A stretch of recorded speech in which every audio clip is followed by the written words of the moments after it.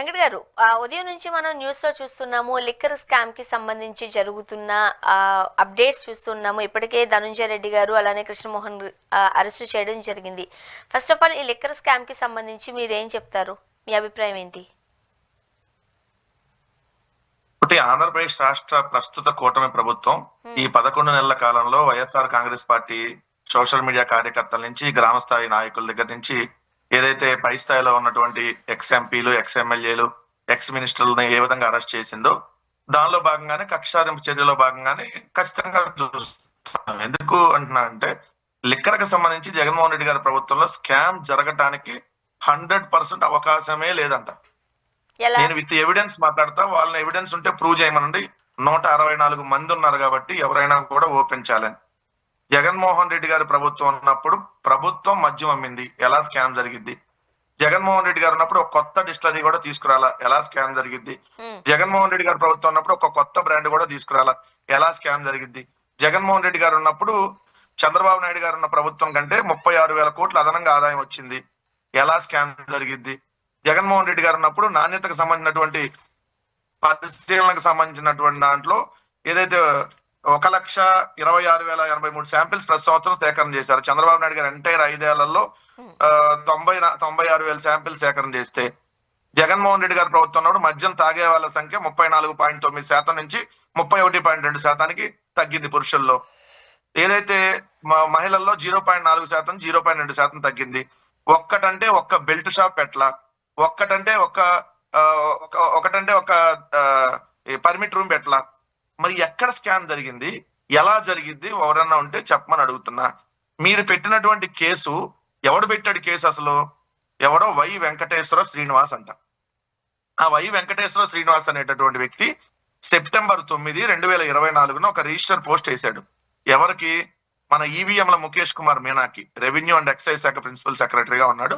అతనికి లేఖ రాయంగానే అతను బెవరేజ్ కార్పొరేషన్ కు మెమో జారీ చేసి, ఫలానా వై వెంకటేశ్వర శ్రీనివాస్ నాకు ఒక రిజిస్టర్ పోస్ట్ చేశాడు, ఇమీడియట్ గా దీన్ని ఎంక్వైరీ చేసేయండి అని ఓ పథకం ప్రకారం 9 రోజుల్లో ఎంక్వైరీ చేశామని చెప్పి 9 రోజుల తర్వాత మళ్ళీ బెవరేజ్ కార్పొరేషన్ వాళ్ళు ఇక్కడ స్కామ్ జరిగిందని రిపోర్ట్ ఇచ్చారన్నట్టుగా చూపించి, దాన్ని వెళ్ళి సిఐడికి 2024 సెప్టెంబర్ 20 సిఐడికి ముఖేష్ కుమార్ మీనా ఫిర్యాదు చేయటం, ఏదైతే 2024 సెప్టెంబర్ 23 ఎఫ్ఐఆర్ నెంబర్ 21/2024 ఎఫ్ఐఆర్ కట్టడం, దీంట్లో గుర్తు తెలియని వ్యక్తులు ఎవరో ఉన్నారని చెప్పి ఎఫ్ఐఆర్ లో పెట్టాం.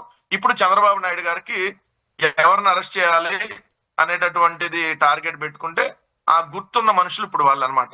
అంటేనే గుర్తు తెలియని మనుషులు ఇప్పుడు వీళ్ళకి బుద్ధి పుట్టి ఎవరు గుర్తొస్తే వాళ్ళని అరెస్ట్ చేయాలనేటటువంటి ఏకైక లక్ష్యంతో వెళ్ళారని క్లియర్ గా కనపట్లేదా? మీరన్న ఓఎస్డి కృష్ణమోహన్ రెడ్డి గారు, ఇప్పటి వరకు ఆయన మీద ఒక్క రిమార్క్ కూడా ఎక్కడా లేదు. ఏదైతే ఐఏఎస్ గా పనిచేసినటువంటి ధనంజయ రెడ్డి గారు, ఆయన మీద ఒక్క రిమార్క్ ఇప్పటి వరకు లేదు.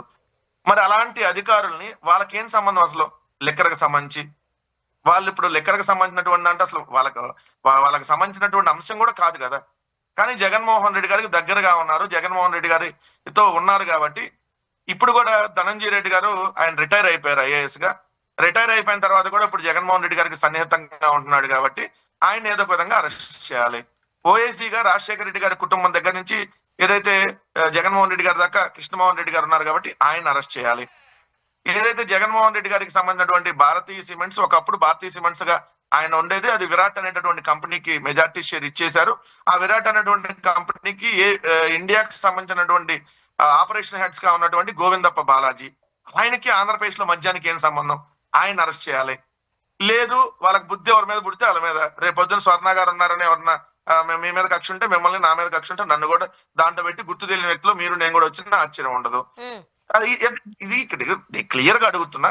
మీ హయాంలో కదా లిక్కర్ స్కామ్ జరిగింది. చంద్రబాబు నాయుడు గారు ముఖ్యమంత్రి ఉన్నప్పుడు కదా బార్ల ప్రివిలేజ్ ఫీజుని, బార్ల లైసెన్స్లకు సంబంధించిన ప్రివిలేజ్ ఫీజుని, మద్యం దానికి సంబంధించిన ప్రివిలేజ్ ఫీజుని అమాంతం తగ్గించేయటం వల్ల ప్రభుత్వానికి ఆదాయం కోల్పోయింది.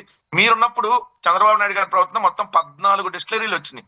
ఎంటైర్ ఆంధ్రప్రదేశ్ లో 20 డిస్టిలరీలు ఉంటే చంద్రబాబు నాయుడు గారు ముఖ్యమంత్రిగా ఉన్నప్పుడే 14 డిస్టిలరీని తీసుకొని వచ్చారు. ఒకటి మీ పార్టీలో ఉన్నటువంటి ఎమ్మెల్యేగా ఎంపీగా ఉన్నటువంటి పుట్టా సుధాకర్ యాదవ్ వాళ్ళకి సంబంధించినటువంటి ఒక డిస్టిలరీ ఉంది. ఏదైతే అయ్యన్న పాత్రుడికి సంబంధించినటువంటి ఒక డిస్టిలరీ ఉంది. ఈ ఎస్పీ వైరెడ్డి మీ పార్టీకి సంబంధించినటువంటి వ్యక్తికి సంబంధించి ఇంకో డిస్టిలరీ ఉంది. ఈ డిస్టిలరీ అన్ని మీ పార్టీకి సంబంధించినటువంటి వ్యక్తులే కదా. మరి ఈ మీ హయాంలో జరిగిన దాన్ని కప్పిపుచ్చుకొని ఉల్టా మా మీద వేసి ప్రజలను డైవర్ట్ చేసేటటువంటి కార్యక్రమం కాక ఏంటి? ఆల్రెడీ చంద్రబాబు నాయుడు గారు మద్యానికి సంబంధించినటువంటి కేసులో A3గా ఉన్నాడు ఆల్రెడీ. 2015 to 19 మధ్య ఆయన చేసినటువంటి మద్యం కుంభకోణానికి సంబంధించి సిఐడిలో A3గా ఆల్రెడీ ఉన్నాడు. ఈ రోజు చంద్రబాబు నాయుడు A3 మద్యం కేసు, ఆయన ఇంకోళ్ళ మీద మద్యం కేసు పెట్టి లోపలేయాలని ప్రయత్నిస్తుంటే ఇది కక్ష సాధింపు కాక ఏమవుతుంది? నేను అడుగుతున్నా, ఎవిడెన్స్